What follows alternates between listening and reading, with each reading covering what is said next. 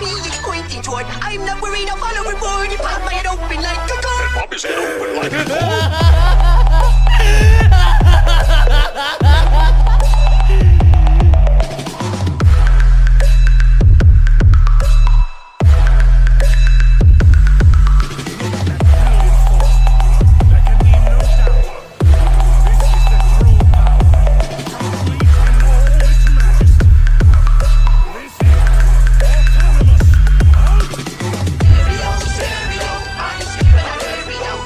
इस एपिसोड की स्टार्टिंग में हम देखते हैं किरमाड़ा को। किरमाड़ा अपने गार्ड से कहता है, अब मुझे वापस से इस नाम से बुलाना मत, तुम जानते हो मेरा असली नाम क्या है। किरमाड़ा का गार्ड कहता है, सॉरी लैडेजन, मैंने आपको इस नाम से बुलाया, मुझे माफ़ कर दीजिएगा। अब आइजन यानी किरमाड़ा उसके गार्ड से कहता है, तो जिस वॉरियर की तुम बात कर रहे थे कि एक वॉरियर यहाँ पे आके अचानक से अटक गया और वो 500 ईयर्स तक टाइम चोर में फंसा रह गया, वो यहाँ पर आकर कैसे फंस गया और उसकी डिटेल्स क्या है, मुझे ये जाननी है। उसका गार्ड कहता है कि नहीं, ये सब हम पता नहीं लगा पाए और वो अचानक से गायब हो चुका है। फिर सीन शिफ्ट होता है, हम देखते हैं ब्रोली को। ब्रोली हम देखते हैं काफ़ी ज़्यादा एग्रेसिव मूड में होता है और ब्रोली यहाँ से वहाँ हर जगह भटक रहा होता है। ब्रोली के साथ क्या हो रहा है ब्रोली खुद नहीं जानता, पर ब्रोली जिस टाइम चोर में फंसा था, अगर मल्टीवर्स के टाइम से देखा जाए तो ब्रोली वहाँ पर 3 महीने 10 दिन फंसा था, पर अगर हम उस टाइम चेंबर के टाइम की बात करें तो ब्रोली वहाँ पे 500 साल तक फंसा था। ब्रोली छोटी मोटी चीज़ों से मर नहीं सकता था क्योंकि वो एक गॉड ऑफ डिस्ट्रक्शन था और ऊपर से उसकी पावर टाइम टू टाइम बढ़ रही थी जब जब वो बैटल कर रहा था, क्योंकि वो एक लेजेंडरी सेन था। अगर वो लेजेंडरी सेन ना होता तो अब तक वो मारा जाता। इसकी काफ़ी बड़ी वजह थी ब्रोली ने मांगी हुई विश, पर ब्रोली ने ऐसी विश मांगी थी जो सुपर शेनरॉड की भी औकात के बाहर थी, पर सुपर शेनरॉड ने कोशिश करी और ब्रोली को एक ऐसी जगह पे फंसा दिया जहाँ से निकलना नेक्स्ट टू इम्पॉसिबल था। पर ब्रोली गलती से एक लूप में फंस गया और उस लूप की वजह से ब्रोली वहाँ से बाहर निकल आया। फिर सीन शिफ्ट होता है गोकू की तरफ। हम देखते हैं गोकू दूसरे डिस्ट्रिक्ट में आ चुका था और वो भी सिर्फ बॉडीगार्ड से लड़ने, ताकि इसके आगे वो उसके सैयन एम्परर से लड़ सके। गोकू का फ्रेंड गोकू से कहता है, तो गोकू शायद हमारी यहाँ पे खुशखबरी हो सकती है, क्योंकि मैंने जब यहाँ पे पूछताछ करी बॉडीगार्ड के बारे में तो इन्होंने बताया कि सिर्फ एक ही बॉडीगार्ड है और वो एक ही बॉडीगार्ड इसलिए है क्योंकि वो बॉडीगार्ड सैन एम्परर का शुगिकुनी है। अगर ये शुगिकुनी ना होता तो एक भी बॉडीगार्ड नहीं होता। और ये जो सैन एम्परर है ये कुछ ज़्यादा एक्सपीरियंस नहीं है, ये नई नई सैन एम्परर बनी हुई है। एक मिनट, स्टोरी कुछ ज़्यादा ही आगे निकल गई, थोड़ा सा पीछे करके देखना होगा, तो चलो ज़रा सा रिवाइंड करते हैं। फिर हम देखते हैं गोकू और एम्परर की बैटल को। हम देखते हैं कि गोकू अपनी नई ट्रांसफॉर्मेशन में एम्परर को काफ़ी अच्छी टक्कर दे रहा था और एम्परर अपनी फुल पावर का यूज़ करने के बाद गोकू के ऊपर भारी पड़ने लग चुका था, पर गोकू भी काफ़ी जल्दी रिकवर मार रहा था।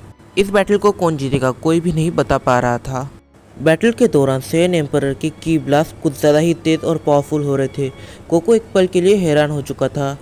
कुछ टाइम के पावर स्ट्रगल के बाद गोकू फाइनली उससे बैटल जीत जाता है, पर वो उससे इतनी आसानी से नहीं जीत पा रहा था क्योंकि उसके पास कुछ ज़्यादा ही स्ट्रेंथ और बैटल एक्सपीरियंस था जितना गोकू के पास बिल्कुल नहीं था।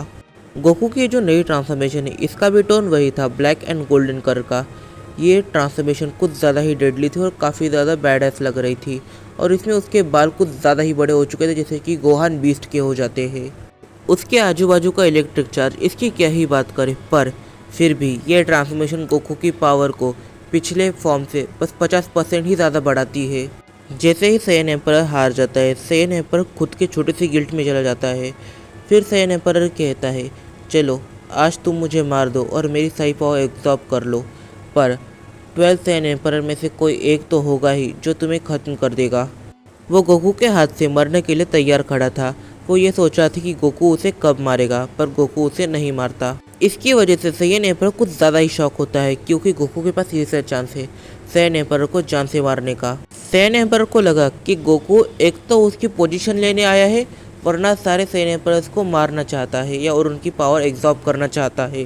गोकू उस सैयन एम्परर से कहता है, तुम्हें मार के मेरा क्या ही फ़ायदा होगा, और अगर मुझे ताकत चाहिए होती तो वो मैं खुद गेन कर लेगा। ये जो फाइट थी ये बस एक फ्रेंडली फाइट थी, इसके आगे कुछ भी नहीं। गोकू की ये बात सुनकर वो सैयन एम्परर जैसे काफ़ी ज़्यादा शॉक होता है और तभी वो भड़क उठता है। वो कहता है, अगर तुम्हें फ्रेंडली बैटल करनी थी तो मुझे पहले ही बता देते, और ना केवल पहले बता देते। अगर सोचो इस बैटल में मैं जीत जाता, तुम्हारी नेट ट्रांसफॉर्मेशन अवेक नहीं होती तो अभी तुम मेरे हाथ से मारे जाते, और अगर तुम मारे जाते तो मैं तुम्हारे दोस्तों को भी जिंदा नहीं छोड़ता। गोकू सैन एम्परर से कहता है, इसी चीज़ में तो असली मज़ा है। जब तुम मुझे मारना चाहते थे तब तुम अपने आप को 100% पावर पे लेके आ गए। अगर मैं तुम्हें फ्रेंडली बैटल कहता तो तुम ज़्यादा से ज़्यादा 90% पे आते और मेरी ये नई ट्रांसफॉर्मेशन अवेक नहीं हो पाती।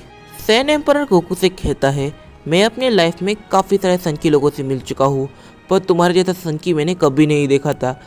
अगली बार यहाँ पे प्लीज़ मत आना, ये लो बैच और यहाँ से चले जाओ। गोकू इस बैच को रिवॉर्ड की तरह देखता है, इसकी वजह से वो बैच के बारे में ज़्यादा इन्फॉर्मेशन नहीं पूछता और वहाँ से चला जाता है और कहता है थैंक यू मुझसे फ़ाइट करने के लिए। और पीछे वो सैन एम्परर गोकू से कुछ ज़्यादा ही गुस्सा था, क्योंकि सैन एम्परर थोड़ा सा आलसी किस्म का था, उसे ज़्यादा बैटल करना पसंद नहीं। जब वो लोग जा रहे होते हैं तब सैन एम्परर केल को नोटिस करता है। सैन एम्परर थोड़ी देर के लिए शॉक हो जाता है कि ये यहाँ पर कैसे आई, पर फिर सैन एम्परर खुद को संभालता है और कहता है नहीं, ये शायद उसकी जैसी दिखने वाली कोई और होगी। और फिर सैन एम्परर वापस से अपने काम पर लग जाता है। फिर उनकी टोरी दूसरे डिस्ट्रिक्ट में आ जाती है ताकि वो दूसरे सैन एम्परर से लड़ सके। उसके लिए उन्हें उनके बॉडीगार्ड्स को हराना पड़ेगा। और फिर गोकू सोचता है कि अब वो काफ़ी ज़्यादा थक चुका है तो गोकू वो आराम करेगा। केल को भी इतना अच्छा नहीं लग रहा था क्योंकि यहाँ पे वो सबसे ज़्यादा वीक है, इसकी वजह से उसकी एनर्जी सबसे ज़्यादा जा रही है। केल भी आराम करने का डिसाइड करती है। गोकू का फ्रेंड गोकू और केल से कहता है तो तुम लोग यहाँ पे आराम करो, मैं ज़रा सिटी को घूम के आता हूँ। असल में गोकू का ये फ्रेंड गोकू के साथ एक मकसद की वजह से है, वो गोकू के बारे में थोड़ी थोड़ी इन्फॉर्मेशन निकालना चाहता है ताकि वो भी थोड़ा थोड़ा स्ट्रांग हो सके। फिर जैसे ही वो बाहर जाता है वो बॉडीगार्ड्स के बारे में इन्फॉर्मेशन कलेक्ट करने लग जाता है। उसे ये पता चलता है कि यहाँ पे सिर्फ एक ही बॉडीगार्ड है इस डिस्ट्रिक्ट में, और वो भी इसकी वजह से कि वो एक शुगीकुनी है। अगर वो शुगीकुनी ना होती तो यहाँ पे एक भी बॉडीगार्ड नहीं होता। इन्फॉर्मेशन कलेक्ट करते करते वो थोड़ा सा थक जाता है, इसकी वजह से वो एक सुनसान जगह पर बैठ जाता है। तब हमें इसका एक प्लान पता चलता है। असल में ये इसकी बहन से काफ़ी ज़्यादा प्यार करता था, पर इसकी सिस्टर मारी जा चुकी है और वो उसे रिवाइव करना चाहता है। इसकी वजह से उसे एंटी मैटर पावर की ज़रूरत पड़ने वाली है, पर इसे ये सब नहीं आता। तो अब ये गोकू की मदद करेगा, बाद में गोकू इसकी मदद करेगा। गोकू एक तो इसे सिखाएगा कि ये सब कैसे करते हैं, वरना इसकी सिस्टर को रिवाइव करेगा।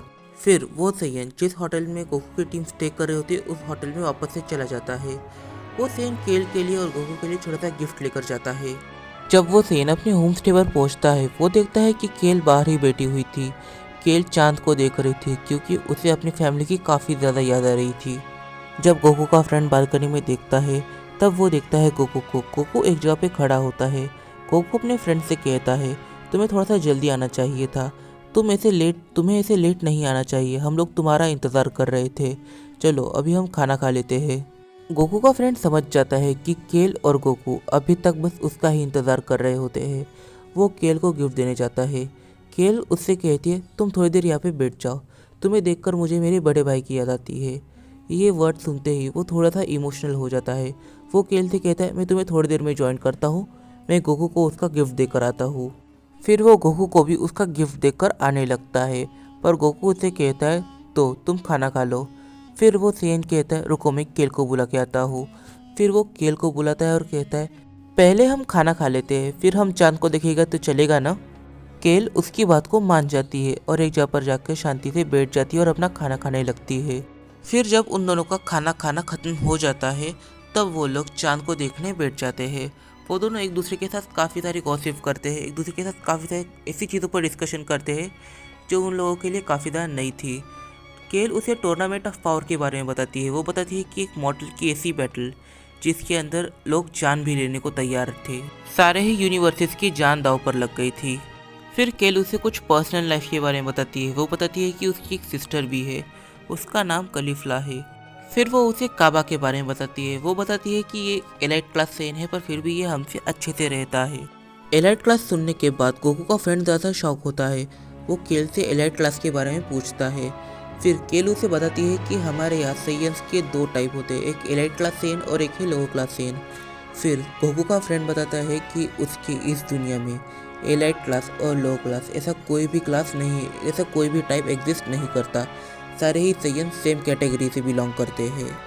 तभी उनके बीच गोकू आता है। गोकू कहता है, क्या तुम जानते हो मैं एक लो क्लास सेयन हूँ और मेरा एक फ्रेंड है, उसका नाम वेजिटा है, वो एक एलाइट क्लास सेयन है, पर फिर भी मैं उसे काफ़ी बार सरपास कर चुका हूँ, पर फिर भी उसका प्राइड और उसकी विल पावर ही है जो उसे बार बार मेरे आगे लाकर खड़ा कर देती है।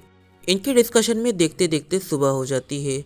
ये लोग सुबह होते ही अपने होम स्टे को छोड़ देते हैं और अपने सफ़र पर निकल पड़ते हैं। इन्हें जितना पता चलता है कि यहाँ पर कुछ ज़्यादा बॉडीगार्ड्स नहीं है, सिर्फ एक ही बॉडीगार्ड है। फिर गोकू और उसकी टीम अपना सफ़र करते करते वहाँ पर पहुँच जाते हैं जहाँ पर बॉडीगार्ड रहती है, और वो जगह काफ़ी हद तक एक अच्छे फॉरेस्ट की तरह लग रही होती है। मतलब कि जो भी यहाँ पे बॉडीगार्ड है वो नेचर से काफ़ी ज़्यादा प्यार करती है।